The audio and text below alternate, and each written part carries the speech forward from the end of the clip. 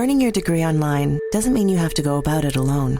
At Capella University, we're here to support you when you're ready.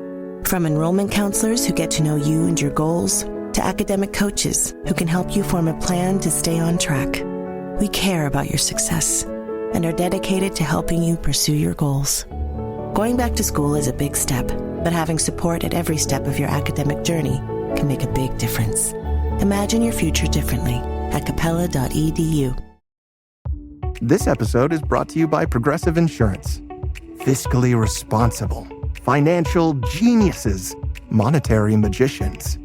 These are things people say about drivers who switch their car insurance to Progressive and save hundreds. Visit Progressive.com to see if you could save. Progressive Casualty Insurance Company and Affiliates. Potential savings will vary, not available in all states or situations. Outback Steakhouse's Great Barrier Eats are here for a limited time. Dive into tasty twin reef shrimp, a sizzling bloomin' French onion sirloin, and our signature beef and reef platter. How'd we do it? We wrangled seasoned scallop 2 clicks below sea level, tracked tender sirloin 14 days through the bush.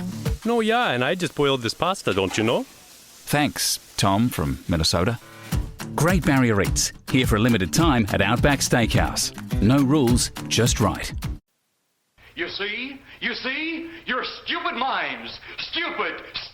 If you just read the bio for Dr. Steve, host of Weird Medicine on Sirius XM 103 and made popular by 2 really comedy shows, Opie and Anthony and Ron and Fez, you would have thought that this guy was a bit of, a clown. Why can't you give me the respect that I'm entitled to? I've got diphtheria crushing my esophagus. I've got Ebola vibes dripping from my nose. I've got the leprosy of the heart valves, exacerbating my incredible woes. I want to take my brain out and blast it with the wave, an ultrasonic echographic and a pulsating shave. I want a magic pill for all my ailments, the health equivalent of Citizen Kane. And if I don't get it now in the tablet, I think I'm doomed and I'll have to go insane. I want a requiem for my disease.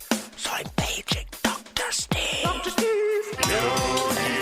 It's Weird Medicine, the first and still only uncensored medical show in the history of broadcast radio. Now a podcast, broadcasting from the world-famous Cardiff Electric Network studios. I'm Dr. Steve with my little pal, Dr. Scott, the traditional Chinese medicine provider. Gives me street cred. Whack alternative medicine assholes. Hello, Dr. Scott. Hey, Dr. Steve. And my partner in all things, Tacie. Hello, Tacie. Hello. This is a show for people who have never listened to a medical show on the radio or the internet. If you have a question you're embarrassed to take to your regular medical provider, if you can't find an answer anywhere else, give us a call, 347-766-4323. That's 347-POOHEAD. Follow us on Twitter at Weird Medicine or at DrScottWM.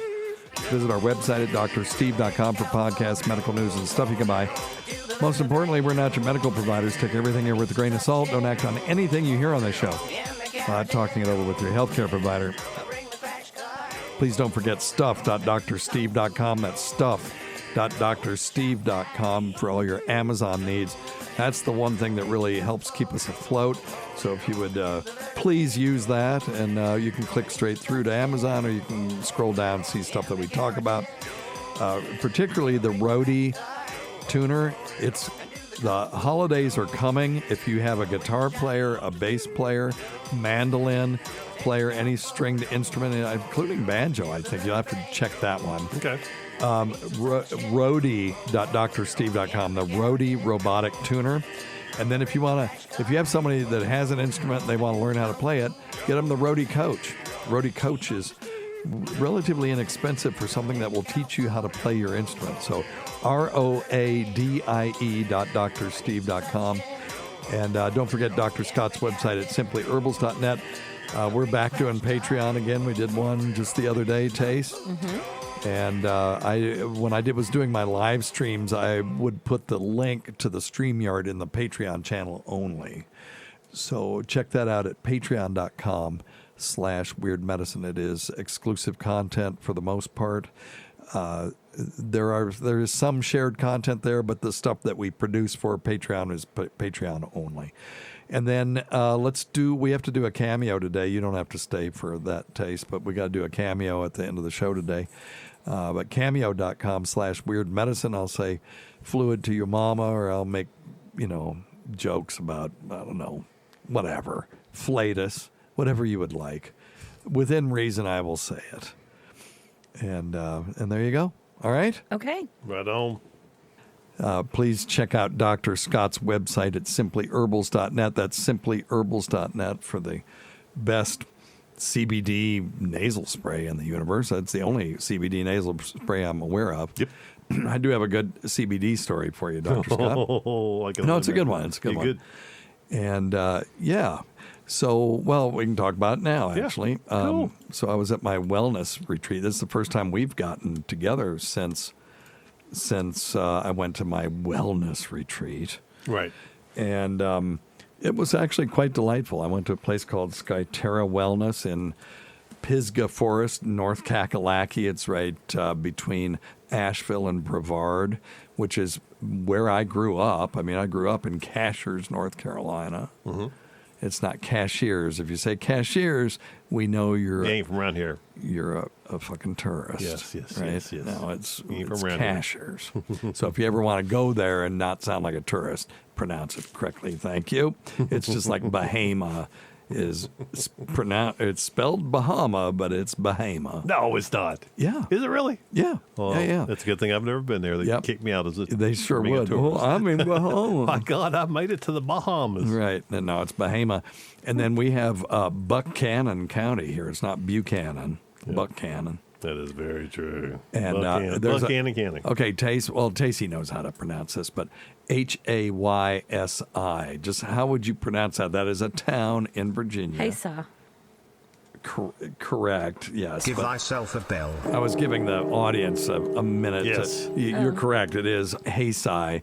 When I first thought it, I thought it was Haysi or something like that. Yeah, Haysi. Flat eye. Used to be part of my territory. I know. That's how I knew you would know. But anyway, yeah. So, sometimes we pronounce our town names in a way to distinguish ourselves from people who ain't from around here. Right. It's a little bit of a code word. So just so you know. All right. But anyway, my CBD story. So I'm at Skyterra Wellness. And you check in, you do all this stuff. And then the first day, I'm going to a fitness class. And it was called Outdoor Circuit, where you did all these different things for X number of minutes. And they were basically trying to kill you. Mm-hmm. And the first exercise of the first day, the first actual kick, and what we had to do was, we were just warming up. We weren't even doing the exercises yet. We had to see if you could kick your ass with your heels, right? So you're jumping up and down. And I tear my soleus muscle. Now, the soleus muscle, for people who don't know, is a muscle behind the gastrocnemius. And the gastrocnemius is named because it looks like a stomach. It's the big muscle of the calf. The belly. That's right. It looks like a belly. And there's a muscle nestled underneath that helps to point your toes and do some other things. Mm-hmm. And it's called the soleus muscle. And I did a partial tear of it. Basically, we'll call that a strain, but that's what it is you're ripping muscle fibers. Mm-hmm. How did I know? Because I've done this once before. And I asked him, I was proud of myself. I didn't just lay down and go, I hurt myself. I pushed that fucking sled, and it had like a 200-pound weight on it or whatever it was, this big giant dumbbell weight that they put down on it, and he had to push that back and forth. And my partner, his name was John, and he was a monster. This guy, it's like, why are you here? He runs 5Ks. He was just, he does all this physical fitness stuff. He's in the gym all the time. It's like, dude, why are you even here? Mm-hmm. But So he was a monster, and then we had to do those damn battle ropes. You ever done those friggin' things? Yep. They suck. It looks easy. It's like, you just do a rope up and down. It's like, They seem pretty heavy. They look heavy. It was horrible. Yeah, I bet. And I found that if I leaned back and just kind of moved my arms up and down, I could make it look like I was doing something. And of course, they caught me and said, "No, you got to, bend your knees and do it just with isolate your arms, tighten your abdomen, good posture." And then we were doing the Batman thing from Batman v Superman, where Ben Affleck was taking these giant tires and flipping them over and stuff. So he had to do that. And then there were some other things. But I was in 10 out of 10 pain that whole time. I mean, it was awful. But I wasn't going to stop. I still had function, so I knew I hadn't completely ripped any all the way through. And so here's where the CBD comes in. So that evening, Tacie had gotten me for my birthday, and thank you for this because you saved You're my welcome. life. For my birthday, had gotten me a massage. And I go in there and I'm limping in, and I tell this lady, I'm miserable. I ripped a muscle in my leg, and she said, "Do you mind if I work on it?" It's like, "Please do." And she got me down, doing massagey things, and then she's going to hit that leg, and she got these hot rocks. Now, when you look at the pictures are always static. They just have the hot rocks laying on you. I always thought they took hot rocks and just laid them on your back and just left them there. Yeah, me too. Well, no, they mush them up and down like you do with your cupping and stuff. Yeah, okay. Where you move the fascia around. Yeah, sure. And so she said, "Do you mind if I use some CBD oil with this?" And I'm like, Please, "Mind? yes. What's wrong?" Yes, of course. I would demand it. Thought if I you'd had never known. ask. So she put that all over my leg and just wanked up and down just as hard as she could. And she's like, "Does that hurt?" And it's like, "Yeah, it hurts real good." And I've never really had a massage. I guess Tacie and I did a couples massage a million years ago. And I don't remember anything about it. This is the first massage I've had just by myself. And I was very impressed. It actually was therapeutic. I walked out of there not pain-free, but not limping. And then the next day I saw the physical therapist, and what did he do, Scott? He dry needled me. Of course he did. And you do that, right? I do, yeah. Yeah. And he dry needled it and put some electricity on it. I put on my Twitter video of it where you could see my toes twitching every time the electrical impulses would hit. And then she got it from what was about an 8 down to a 4, which was perfectly manageable. And then he got it from a 4 down to a 1, and I was good the rest of the time. Oh, cool. So, I'm a believer in massage therapy now. Oh, yeah. As long as you get somebody who knows what the hell they're doing. Yep. And that dry needling really, just to break up, because tell them what happens when you do something like that. You get inflammation, and then what happens, and then tell them what the dry needling does. Go ahead. Yeah, well, so you got inflammation, and the muscles are not moving normally through their normal space. Correct. And anything you're trying to move past that joint, which is your foot, makes it really painful. And so you get a little micro adhesions. Micro adhesions. So you have tears, you have micro adhesions, a little scarring is occurring. So the benefit of this fascial kind of movement that she was doing with hot rocks, very similar to you've also heard the term gua sha, which is where they take. No, I've never heard that. Yeah, it's an instrument. Yeah, it's an instrument where it's a scraping. The boomerang looking thing. It's like a scraping tool. It has a name. I just thought it was a little boomerang tool. It's gua sha is the technique, but you actually scrape the muscle and the fascia with the skin. I told them that.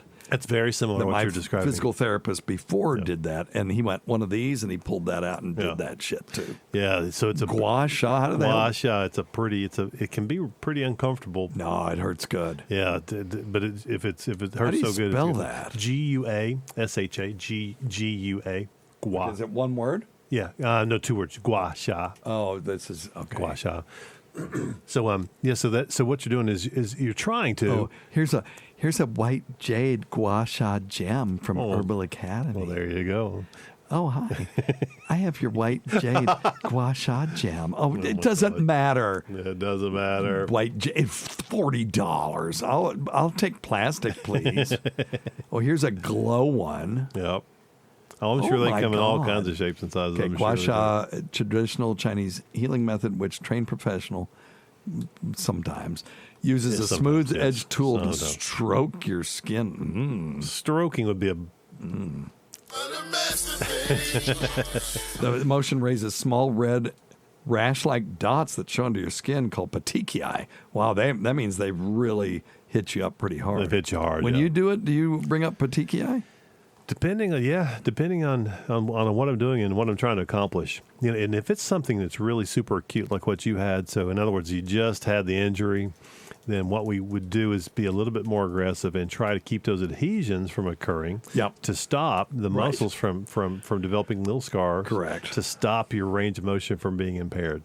So I think, and just guessing, but what they're trying to do with the dry needling and the stone was to get the inflammation out of you, number one, and to stop the adhesions from occurring, number two. Or mobilize adhesions that were already starting. Right, yeah, just don't let them get any worse. Or mobilize fluid. And that should help with the pain ultimately, because I think that's one thing it becomes a little trouble to explain is that we're not necessarily, when you're talking about getting rid of inflammation, people say, well, I want my pain gone. Right. Well, we want the pain gone too, but before the pain goes away, sometimes we have to increase range of motions, and sometimes we have to decrease scarring. We have to do these things. So. The amount of pain that they induced, it actually, it felt good. It's weird. It's weird to say that. Well, and Dr. Stephen, from a different physiological approach on that too would be that causing an extra amount of pain is going to override the pain that you're currently having, which gives it's called the fatigue gated channel theory. But that's one of the theories behind acupuncture too, right? Yeah, and so what we're trying to do is stimulate enough information to the spinal cord says, hey, sorry, I can't. There's nothing we can't do anything. I can't do anymore. You guys turn that off because it doesn't matter anymore. Yeah, and that may be kind of what they're doing too. But the dry needling and acupuncture are similar. Dry needling is acupuncture without electrical stimulation. Yeah, it's pretty much what that is. And what you'll do in dry needling. Well, he did electrical stimulation though. So just to some of them. Just to stimulate the muscle. Different states, different laws, but some states, the physical therapist cannot put electrical stimulation on a needle because then it's not dry needling anymore. Now it's electric acupuncture. Oh. So I'm not saying they did anything wrong. I don't know the laws. No, he didn't do anything wrong. He was awesome. He was awesome, yes. But that needle went way the hell in there. Actually, it threw the gastrocnemius into my soleus muscle. Yeah, it's got to go deep. Yeah.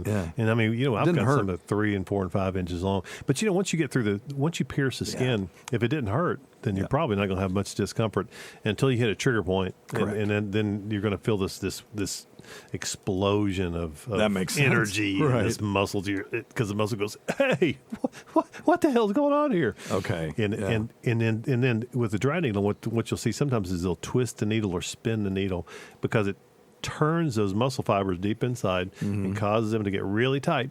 And then you jog it in and out a little bit. It releases. Then you turn it back the other way, and you pull it out, and it kind of releases the muscle spasm. Well, it really worked. Oh, heck yeah. No, I think I was very happy. The guy's name was Lee, and he's a physical therapist from Asheville, North Carolina, and I really appreciate it. Sounds like it. And to be honest with you, Dr. Steve, you know as well as I do, getting to some of those deeper muscles is a real art. Yeah. Because unless you've got ultrasound, guidance or something. No, he knew his anatomy. That's what I said. You have to know your anatomy. And that's why it's so vital to have somebody that's really trained and knows. The other thing that was cool was I knew this trick, but he knew how to isolate my soleus muscles so they could tell the difference between the gastrocnemius and the soleus by having me bend my leg and putting a certain amount of pressure on my foot. Right. And it's like, no, that's the soleus. And that's why I love physical therapy. Yeah. That's why I think physical therapists have such a great knowledge of anatomy and certainly much more so physiology than the rest of us have. Which is what they do. Mm-hmm. They should know that.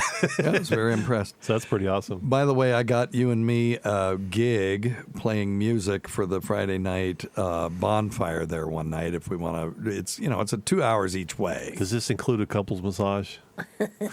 No. Dang it! I was gonna say if there was a couples massage, I'm in, man. Damn it! Why didn't I think of that? You got it. You got fucking idiot. Why didn't I think of that? I know. Damn, man. So we could have double timed it. We could have a couples massage and then play some music and out by the bonfire. Yeah, that would be fun. With That'd the be fun. Afterglow. Yeah. I think it sounds great. Yeah, it'd be fun. The place sounds pretty special. Yeah, it was pretty cool. That's good stuff. I'd love to give something back. They do a podcast too, so I'm going to talk to one of the guys about doing a podcast with him on virtual meditation. Oh, yeah. Through the Trip app. Okay. Which, by the way, I did use my Trip app when I was there, and it was amazing. I demonstrated it for a few people. I had this lady from New Orleans, and she was 70, didn't look anywhere close to 70, but she was very progressive in her ideas, and she wanted to try it. So we sat outside of my place, and I had internet out there, because with the virtual reality helmet, it's nice to be outside because you can create a really large area that you can walk around in and stuff. Cool. And she did it, and I did it for 2 or 3 people just wanted to try it. And it was pretty neat. That's awesome. It sounds like so. I would love to go over there and play. That sounds like a whole lot of fun. Yeah, it would be fun. So, did you have like your own little apartment or a little hotel room kind of? A house. Oh, a house. Oh, wow. Okay.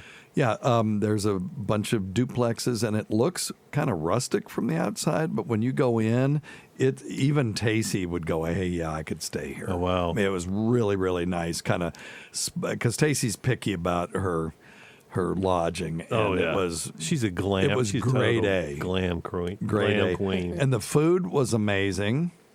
Not just tasty, it really was, but they turned me around on some things. I realized that I've been protein deficient all this time because one of the nutritionists had us calculate how much protein we're supposed to be getting every day based on our basal metabolic rate, and it was like, oh crap, I don't ever come close to that.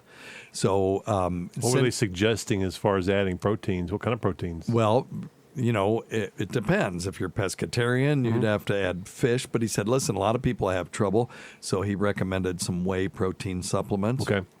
I'm cool with chicken, and I'm cool with red meat every once in a while. So, first night back, I made Tacie their flat iron steak recipe, which excellent. is pretty fabulous. Yeah, it was fabulous. And I made scallops last night and stuff, and just kind of changing it up, because what was happening was we were, and we'll move on to questions here in a second. I know everybody's bored with this, but what we were doing is I was cooking the same shit every night, and we were getting bored of it. It's like, let's just order out, and that is a terrible idea. Plus, I got a minimum of 10,000 steps in every day at that place. Isn't it wonderful, though? Yes, and let me tell you it's wonderful. Here's the thing. But it takes time to do it. That's the problem. I don't even care about that. I had a purpose because I was walking from my house to the clubhouse, where all the activities were, back to my house, back to the clubhouse, down to the swimming pool, which they call the natatorium, up to the outdoor aerial yoga place and all this stuff. And I had places to go, and then I had to be and I didn't mind it because I had a purpose. What I realized I can't stand is going to the track and walking round and round and round 8 times. That's bullshit. That's tough. I get one done, and I'm like, are we done yet? So I'm going to start playing tennis with Mike Archdeacon. Okay. Chef Mike, for those who go way back, that was Lawyer Bitch's ex-husband.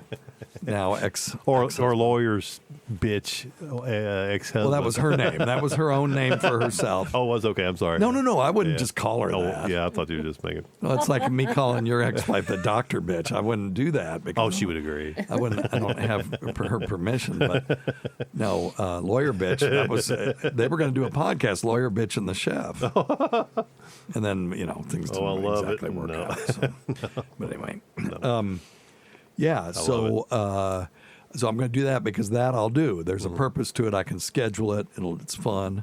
I'll take the dogs for a walk. I took them to, anyway, nobody gives a shit what I'm up to. But anyway, so it was fun. But the CBD was amazing. So thank you. Oh gosh. Oh, I've already forgot her name. Tacie? No. Oh, that's horrible. Diane. Different Diane. All right. Now, what we were doing back in the day before I left. Number one thing, don't take advice from some asshole on the radio. And we should probably talk about ketamine, too, at some point. I talked about it every night on my live streams. So you can go to youtube.com/@weirdmedicine, go to live streams. I live streamed every night from there. tried to get the Coyotes on video, could not get it done. Every time they would start their shit, I would run out and they would shut up. Oh, yeah. I just couldn't fool them. Whoa. But anyway, Tacie's got some topics. We can talk a little ketamine. And then we're still back in 2014 clearing up old phone calls. And we're going to get up to where COVID starts, and I'm deleting all the COVID calls. Yeah, that sounds but good. But in 2014, we know there won't be any COVID calls. Right on. All right. Okay, here we go. It's Tacie's time of topics. A time for Tacie to discuss topics of the day. Not to be confused with Topic Time with Harrison Young, which is copyrighted by Harrison Young and Area 58 Public Access. And now, here's Tacie. Well, hello, everyone. Hello, Tacie. Doctors say looking at busty women for 10 minutes a day is good for your health. Wait, looking at what kind of women? Busty. Okay. Staring at busty women can lengthen your life. A German study published in the New England Journal of Medicine concludes that staring at women's breasts for a few minutes daily is better for your health than going to the gym. Excuse me, this was in the New England Journal of Medicine? That's what it says. What? And I just paid all this money to go to Skyterra. I could just be looking at boobs. Yeah. Well, you do that anyway. It's as good. No, I don't just stare at them. What? How many minutes of gym time is it like? Well, just 10 minutes of looking at the charms of well-endowed females is equivalent to a 30-minute aerobic workout. Yeah. Wow. Holy cow. The research team Who saw that coming? spent 5 years monitoring the effects of this unique discovery. The men who were told to stare I'm at going to bosoms guarantee daily you it was a bunch of guys did this study. I'd like to see who did the study. Yeah. had lower blood pressure and lower breasting pulse rates, and also decreased their risk of coronary artery Did you say disease. breasting heart rate? Because I think you did say that. I might have. There's no question. Gazing at large breasts makes men healthier. Nice. Men over 40 should spend at least 10 minutes daily admiring breasts size D cup or larger. What the hell? That's okay. So the doctor said it. Oh my gosh. Okay. So where? Just anywhere? Should I go out in public? I mean, you've got them right here. Mm-hmm. YouTube. Oh, Yeah. That's true. It's true. Topic number 2. Oh, that was the end of that? That was the end of that. Well, how much exercise do we not have 30 to do now? minutes. 30 minutes. Oh, that's okay. Of aerobic activity. Huh. Yeah, I think that's pre-reduction mammoplasty, Tace. No, it isn't. I wish that were true. Tacie's the only woman that had a reduction mammoplasty and her boobs grew back. Oh, jeez. Well, they're what still other not stuff? as Yeah, ginormous as they were. Ridiculous. Anyway, that's okay. Topic number 2. Scientists discover path to treating pain without addictive opioids. Okay. Stare at boobs for 10 minutes a day. So just Or bear instead with of me on taking this the 10 one. milligram hydrocodone, you can just stare at boobs for 10 Yeah. minutes. There you go. Well, there you go. Perfect. Sounds So very similar That's to what I just testable, said. isn't it? Yeah, we could test that. overdoses, including prescription opioids, heroin, and synthetic opioids like fentanyl, killed more than 80,000 people in the U.S. and nearly 88% in 2021, and nearly 88% of those deaths involved synthetic opioids. In the journal Neuron from the University of Chicago, suggests scientists may have taken a step towards finding one. When they have not developed any new drugs, they are looking into new pathways. Right. That's, In mice, they identified... there are sorry. there's more steps to this pathway than just the opioid receptor. That's the problem. Right. Tramadol was a non-opioid medication. Everybody's like, well, it won't be addictive because it's not derived from the opium poppy. It still stimulates the mu opioid receptor, and therefore no one should have been surprised when people got habituated to it. So anyway, go ahead. In mice, they identified an alternative signaling pathway in the brain that alleviates pain. This was the case even in animals that have a tolerance to powerful drugs. Good. When taken through this pathway, pain relief did not result in withdrawals. It also did not trigger reward systems in the brain. Wouldn't that be nice? So take the pain and pleasure center out. Yep. Just turn the pain signals off. Meaning a Or just mute. smaller risk of what do you call it? What? Addiction. Habituation. Yeah. Yeah. Well, there may be no risk. I mean, you could just turn those fibers off, and there may not be any downside to it. I could imagine a circuit that is downstream from the mu-opioid receptor, and you just turn it off. So that would be amazing. We need a new paradigm for pain. Well, if you think just the peripheral nerves, the peripheral nervous system, if you can keep the pain signals from getting to the spinal cord, correct. That's kind of what you want to do. Right. Now you don't have to involve the brain so much. Right. Well, that's true. You know. Yeah. Maybe that's part of it. You can not send the signal to the brain. Right. Or you can halt it on its way to the brain, which is kind of the same thing. Or you could turn off the brain's response to it. In other words, tell the circuits in the brain, just ignore these impulses. Accept this and don't do anything about it. Yep. So capsaicin, for example, is a substance that's in red peppers that if you put it on the skin properly compounded, it can deplete a thing called substance P, which is a pain transmitting neurotransmitter. And so it'll deplete it so that those fibers can no longer send pain signals to the brain. Right. That's the hypothesis behind that. So what Dr. Scott does is that gated, overload therapy. Fatigue-gated channel. Fatigue-gated channel thing, which is another way of telling the spinal column, don't send these pain impulses to the brain. Antidepressants will do the same thing. They decrease signals in the dorsal horn of the spinal column to decrease those pain signals going to the brain. I'm interested to see what pathway this is. Do they name it, Tace? The ventrolateral paraqueductal gray. Yes, so this is actually in the brain, and so that's that next thing that we were just talking about. Above the spinal telling the brain, just tell that signal to go fuck itself. Yep. That's interesting. So it's periaqueductal gray matter. Yes, they found that pain relief through this circuit was not associated with withdrawal effects commonly associated with opioids. And it also talks about the neurotransmitter acetylcholine and how it's involved in these circuits, and it can change pain responses. Sure. Those receptors usually generate more activity in the nervous system, but when a drug was injected that targeted this receptor in mice, it relieved pain for several hours. Do you know how they tell that in mice? It's horrible. No, I don't want to know. Okay. They'll put them on hot plates and stuff. Oh, no, there's awful. testing things. Yeah. Yeah. That was the old way of doing it. A huge and extremely unexpected outcome. They did not expect this at all. Do they say what the drug is? No, there's no drug yet. Well, they said they injected something.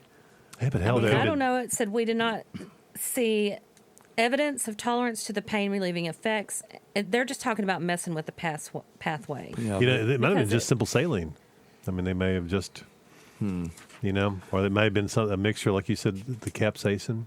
Because you think, I don't want them injecting capsaicin into my brain. No, but I'm just saying. Well, maybe they were just interrupting the pathway, like surgically. I believe so, because it says we are exploring the mechanisms underlying the change in acetylcholine release in the brain area during painful experiences. Yeah. We want to find other ways to recruit or activate the system for relieving pain, and that will keep us busy for the next few years. Well, the other thing is, it could be like a deep brain stimulator. They could have done a little DBS on those mice. We'll talk about what that is. Stimulate that. Yes, sometimes what they'll do with a deep brain stimulator is run an electric probe into the brain, surgically, of course, to a certain specific space. And they'll do this. They originally started doing this for movement disorders. Correct. So people that have Parkinson's treatments done that way. Right. Yeah. And they make these fancy little slits in the skull and drive these rods down through there. And then you have a remote control, and you can kind of turn on the impulse or turn the impulse down depending on how much information you need. They've got that, and then the spinal cord stimulators. They're called dorsal column stimulators. The DCSs. They'll put anywhere in the spinal cord, and it interrupts those pain signals. Right. So they're trying to do anything The signal's still being generated. It just interrupts it on its way to the brain. Right. Yeah. And kind of floods the system with information so that you don't. So all that pain coming from your foot or your leg or ankle or wherever is not able to go all the way to the brain. Kind of like if your house processes. is being bugged and you turn the TV on real loud so that you can have a conversation. Yeah, because you still got the pain. You've still got the pain. That the FBI can't hear. You've still got the pain, but you're not having the pain. Your brain is not perceiving the pain, so you're not suffering as much. Correct. Yeah. Interesting. It's kind of cool. Yeah, that was a good one, Tace. Good job, Tace. That is all I have. That's all you have. Okay, very good. So, hey, we've got Self a bell. You deserve it on that. That was a good one. That was a good one. So who said it was? I think it's like a Hickey. Hickey said, "Would it be interesting if all these male doctors that did this research were boob guys or ass guys? What happens if they're ass guys? Yeah, I thought about that. Is it the same if you're an ass? Right. guy Well, or a yeah. boob guy? Did they isolate their bias? Just breast, or could it be anything? It did not Toes, or say. Yeah. It's a very short article. Yeah. I wonder why. It was in the New England Journal. Yeah, they couldn't finish it because they had to go beat off. That's horrible. My gosh. Okay. All right. Let's do this. Number one thing, don't take advice from some asshole on the radio. All right. Let's see what we got here. Now, we're just doing these at random. Okay. And let me see what we've got here. All right. I have no idea. So today's episode is brought to you by Angie. Angie has made it easier than ever to connect with skilled professionals to get all your jobs and projects done well. Let me tell you, there's the version of it where you try to do something at home, and then there's a version of it where you have someone help you, you watch them do it the right way, and you go, thank God I didn't try to do that myself. I have fully done things around the home that I think look good, and then a bang in the night, and I wake up to a shelf collapsing, a painting falling off the wall. I've seen it all go south. I own a home, and I can tell you, I know how much work it can take. Whether it's everyday maintenance and repairs or making dream projects a reality, it can be hard just to know where to start. But now all you need to do is Angie that and find a skilled local pro who will deliver the quality and expertise you need. Whatever your home project, big or small, indoor or outdoor, you can Angie that and connect with skilled professionals to get the project done well. Right now, one of my wish lists is I want a bike for my condo in Milwaukee, and I would love to rig it up on a pulley in the ceiling because I have one of those lofted ceilings, but I'm so scared to try that on my own. Angie has 20 years of home experience, and they've combined it with new tools to simplify the whole process. Bring them your project online or with the Angie app. Answer a few questions and Angie can handle the rest from start to finish, or help you compare quotes from multiple pros and connect instantly, which means you can take care of any home project in just a few taps. Because when it comes to getting the most out of your home, you can do this when you Angie that. Download the free Angie mobile app today or visit Angie.com. That's ANGI.com. This episode is brought to you by Progressive Insurance. Do you ever find yourself playing the budgeting game? Well, with the Name Your Price tool from Progressive, you can find options that fit your budget and potentially lower your bills. Try it at Progressive.com. Progressive Casualty Insurance Company and Affiliates. Price and coverage match limited by state law. Not available in all states. Outback Steakhouse's Great Barrier Eats are here for a limited time. Dive into tasty twin reef shrimp, a sizzling bloomin' French onion sirloin, and our signature beef and reef platter. How do we do it? We wrangled seasoned scallop 2 clicks below sea level, tracked tender sirloin 14 days through the bush. No, yeah, and I just boiled this pasta, don't you know? Thanks, Tom from Minnesota. Great Barrier Eats, here for a limited time at Outback Steakhouse. No rules, just right. ABC Wednesday. It's the premiere everyone is talking about. I'm Joan, and I'm your first Golden Bachelorette. Loves getting a second chance. When you're 61 years old, you have very few opportunities to change your life. I have to be ready. The Golden Bachelorette is proving romance never ages. I represent millions of people in their golden years looking for love. The Golden Bachelorette. I am ready to find the next great love of my life. Series premiere Wednesday on ABC and stream on Hulu.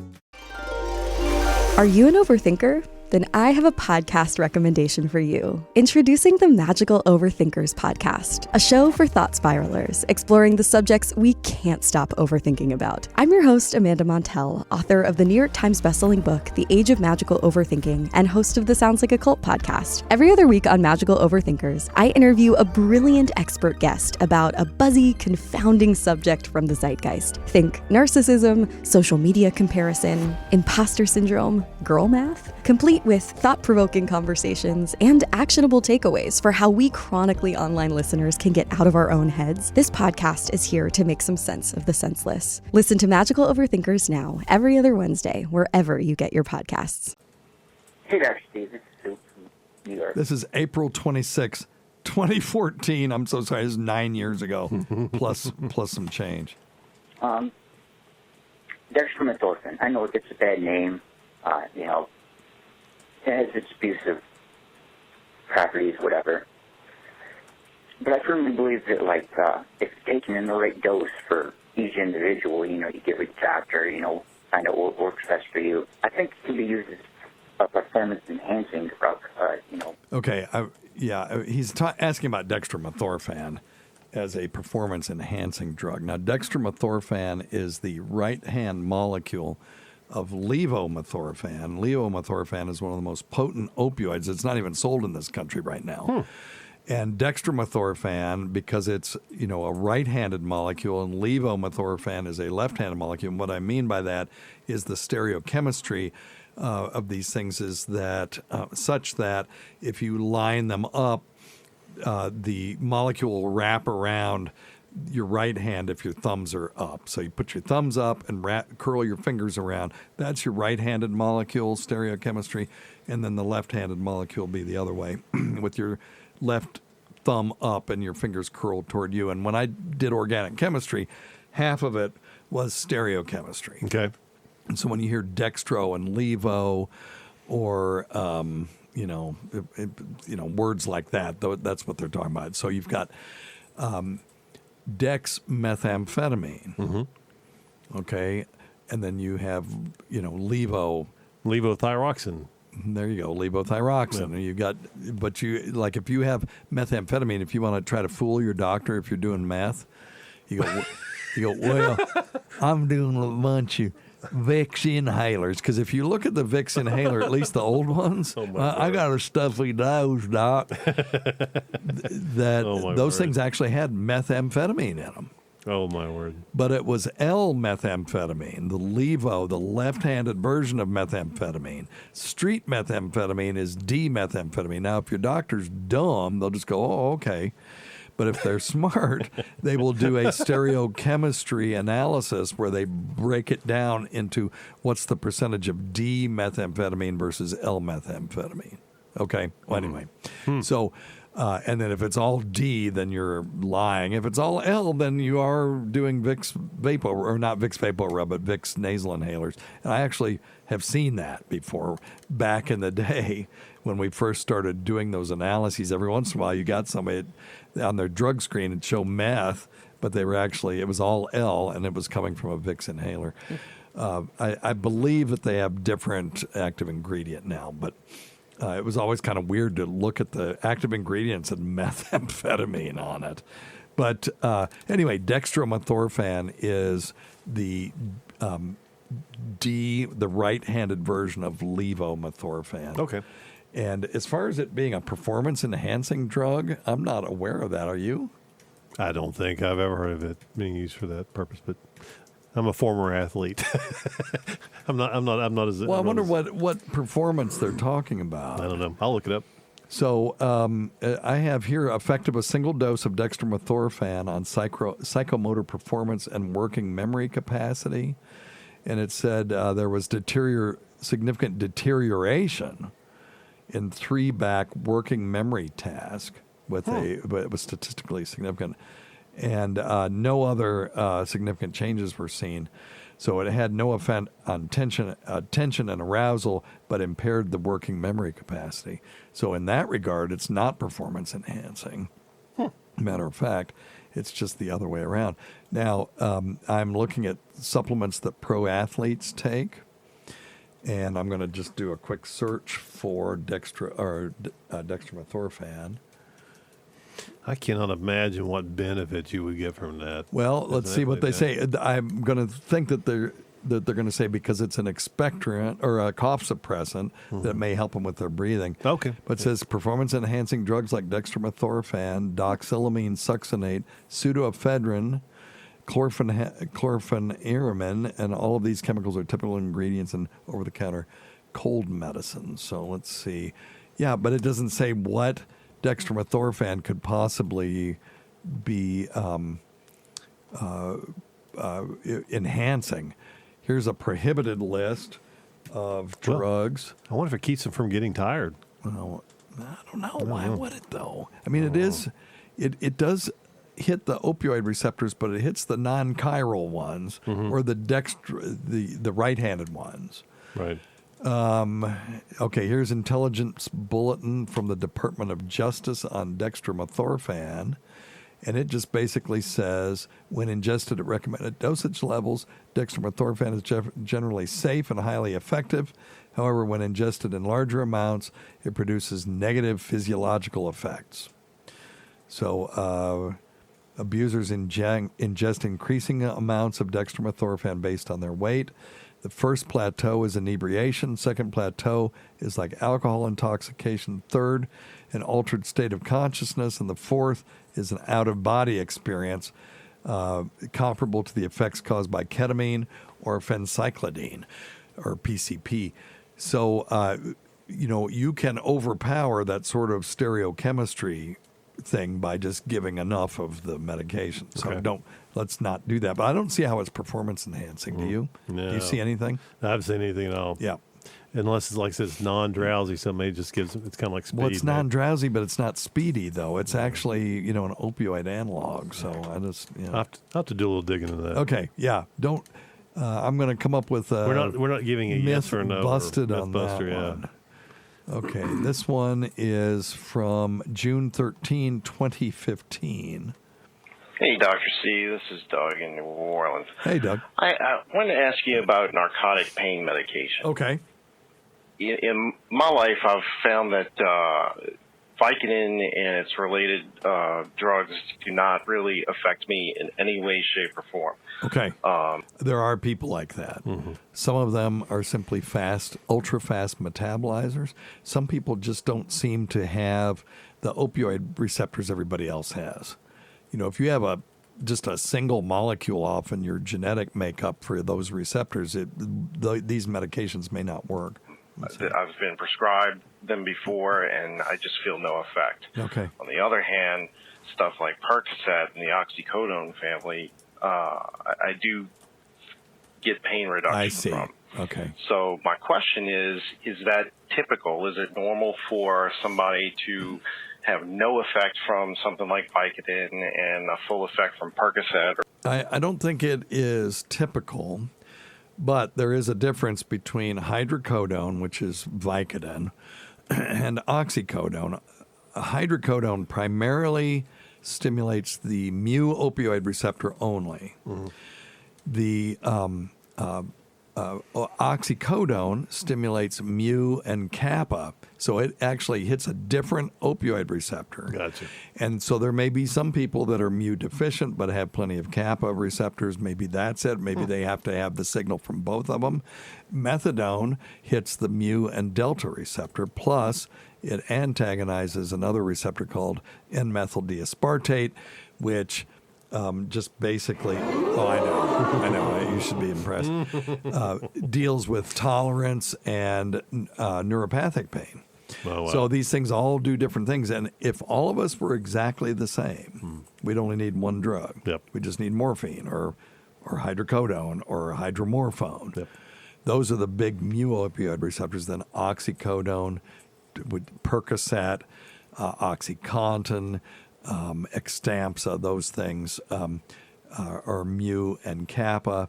And then you have fentanyl is pure mu.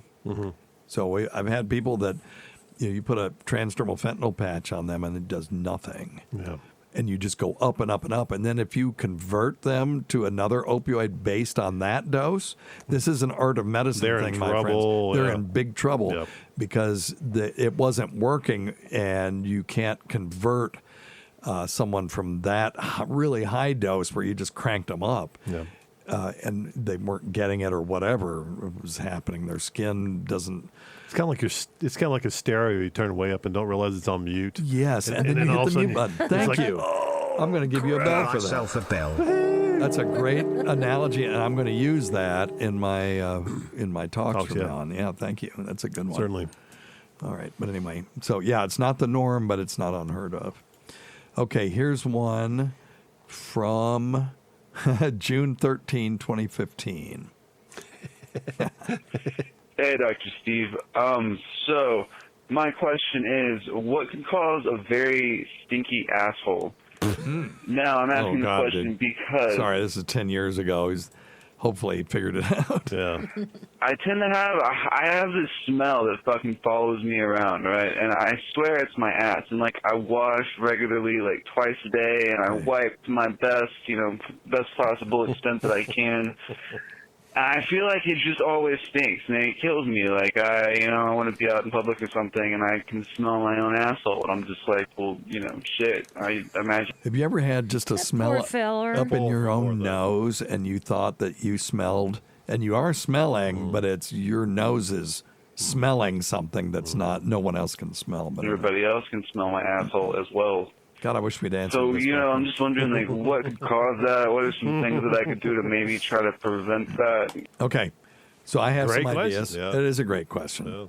You got any ideas for him? I have some ideas. Well, I've got a couple. At first, I'd want to make sure it's really his asshole. Right. Is anyone else complaining about it? Yeah, I was going to say, to me, that would be a pretty big stretch to identify that, because it could be anything from your nose to your fucking toes. Correct. It has to be the first question. Yeah. You got to have somebody close to you. Even have them put their nose down there. Yep. Do you smell anything? Yep. And if they say no, then it's in your nose. In which case, a staph infection in the nose. Yes, that's a good one. Probably. I'm not giving you another bell because Tacie will get mad. That's true. That's true. But get a Navage. Right. Or your Simply Herbal's nasal spray. Or Simply Herbal's nasal spray. Well. Yes, of course. Well, do with both. The CBD, of course, yeah. Do both. Yeah. By the way, that CBD nasal spray has the most delightful, earthy, cannabis-type smell. It's really good. Yes, thank you. Anyway, but yeah, get a Navage, neti pot, use Dr. Scott's stuff, do both, and see if that makes a difference. If it does, then it was something up in your nose. Get an ear, nose, and throat person to look up there, or your primary care if they know what they're doing. You may have a deviated septum. He's got some fungus growing up there. Yeah, exactly. You just don't know. And you would want to know that sooner than later. Correct. Yeah. Correct. Not 10 years later. No. So the other thing, now, if it is your ass, now, what I would want to know is, do you have any pain? Because could you have a fistula? Yes. A fistula basically being a communication from the inside of the colon to the outside of the skin of the ass that's not the asshole. Okay, it's a tunneling thing. It's a chronic infection. It smells like hell. And if you don't have that, then maybe you just need a bidet. And he could have a little fungus if he's got really sweaty nuts or something like that. I mean, yes, he could have anything. Yeah, look. Do you see redness there? Yeah. Get a black light out. Yep. If it glows a very beautiful salmon pink, you have erythrasma. We had somebody in the last year that took a black light to their junk and it glowed salmon pink, and it turned out they had erythrasma. They went to their doctor and they said, "I think I have erythrasma." And they were like, "Oh." And they were very impressed that this person came in there. They knew it. It's probably the first time in the history of medicine someone went into their doctor and said, "I think I have erythrasma," out of the blue. But anyway, erythrasma being not a fungus, but a bacterium, a Corynebacterium, that causes a jock itch-like rash, but it will not go away with antifungals. Right. You got to treat it with antibiotics. But anyway, so yeah, there's all of those things that this could possibly be. But the bidet, I'm telling you, there is no reason not to have a bidet anymore.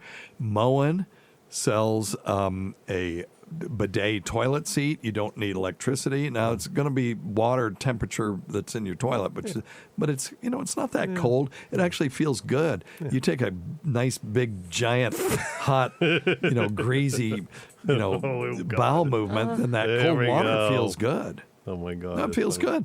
So, but there's a bunch of different toilet seats that you can buy now, and they're under $100.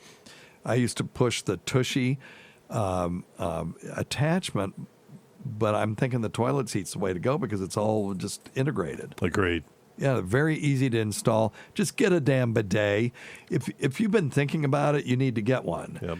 Just back up a little bit and let it wash your nuts while you're at it. Just because it may be that. No, you can give yourself, if you get one of the ones that's got the high power, you can do a little mini enema while you're in there. Get a little bit, a couple inches cleaned out inside. Mm-hmm. It's awesome. I love it. No more skid marks. No more itchy ass. No more hemorrhoids, no more proctitis because you're wiping and wiping and wiping. Tacie's mom uses like a roll of toilet paper a day. And it's like, what are you doing? She's like, well, I want to be clean. It's like, you're not clean. Mm. You're just irritating your ass crack. Making it worse. We need to give her that damn extra bidet seat that we have now. Well, I don't know if it would work because she has one of those seats that stands tall. Oh, yeah, the extender. She's got one of them. Hers probably lifts her up like a lift chair. I don't know if it I don't know what it does. Anyway, but that's the protocol. First thing you do if you think your ass is smelling, is embarrassing as it is, ask somebody else if they smell it. Mm-hmm. Okay? They don't have to stay in there for long. No. All right. Okay, we just have a couple minutes, but I think we can do this one as a short question. Steve, I hope everything's well. I had a question. What do you do, and how do you figure out whether you have balanitis? No, balanitis. Balantis. No. How are some ways to figure out whether if you have it, and if you do have it, how to treat it? I have red spots all over my penis head, and I don't understand what. Okay, now balanitis is inflammation of the head of the penis. Yes, but this person sent this in before Google image existed. So all you got to do is just Google image balanitis. But it's inflammation of the head of the penis, the glans penis, the Roman war helmet, and not just little dots usually. I mean, it is really inflamed. Mm-hmm. And little red dots often can just be overuse syndromes. So yes, could be overuse, could be fungus. Yeah. Could be just bacterial, an irritation or just an irritation. Right. No. Now, do you know what it's called when the foreskin or the prepuce is inflamed? No. It's okay. It's posthitis. Posthitis. Yeah. Posthitis. And then balanoposthitis involves the glands and the foreskin. And that'll occur in approximately 6% of uncircumcised males. Now, if GVAC were still here, and I can just hear him right now saying, so you advocate circumcision, right, Dr. Skin? Dr. Steve? Dr. Skin. Dr. Skin. I'd like to be Dr. Skin. But, yeah, and he'd always try to get me in trouble with the Intactivists. Yes. So anyway, all right. He was quite the instigator. Yes, he was. Quite a delightful young man. All right. You got anything from the waiting room? We have about 1 minute left. Well, it looks like Hickey said that her son did a report for school to argue against not washing your jeans every time you wear them, and found out that the average person farts between 11 and 15 times a day. Oh, okay. There you go. Yeah, that is true. And I think we talked about the overall volume of flatus that someone does in their lifetime, and the amount of gas we pass through our bowels is huge. It's nothing as prodigious as cows. No. Because people are still saying, cows are the reason we have, a CO2 warming, problem and all that kind of stuff. And that's just a way to thin out. I mean, you're just going to kill all these cows? I mean, if you're an animal lover and you don't want people eating cows, I can understand that. Then what are you saying when you're saying that cows are the number one cause of global, of CO2 retention in the atmosphere. You want us to just kill the cows? You wouldn't just murder them? Don't be a cow hater. Cows are cute. Yeah, they're cute. And they're ruminants. Yes. They do funny things. And they're tasty, too. They're awful tasty. Anyway. I don't understand that one, but anyway. All right. We still have, how many phone calls do we have from 2014? We have hundreds of them, and we're going to get to all of them eventually. What about the ones that are coming in now? Well, we'll get to those, in 2033. Well, okay, so I'll do some alternating. I think that's the correct way. When we get up to 2021, then delete. Then I'm going to delete everything that says as the word COVID on it. C word. But we'll alternate starting. It's just kind of fun going back. I had no idea that we hadn't answered questions that went back 10, 11 years. That's ridiculous. I know there was a period of time there where I kind of got, I just got behind. There's just nothing I can say. Other than that, I just got way, way, way behind. And I apologize for that. And if you hear yourself 10 years later, give us a call and let us know, hey, I finally heard my phone call. Well, thanks. Always go to Dr. Scott. Thanks, Tace. Thanks to everyone who's made the show happen over the years. Listen to our Sirius XM show on the Faction Talk channel. Sirius XM channel 103, Saturdays at 7 p.m. Eastern, Sunday at 6 p.m. Eastern, on demand and other times at Jim McClure's pleasure.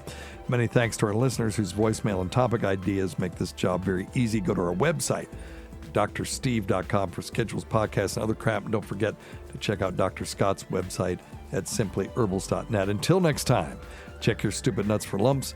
Quit smoking, get off your asses, get some exercise. We'll see you in 1 week for the next edition of Weird Medicine. Okay, Goodbye, everyone. Goodbye.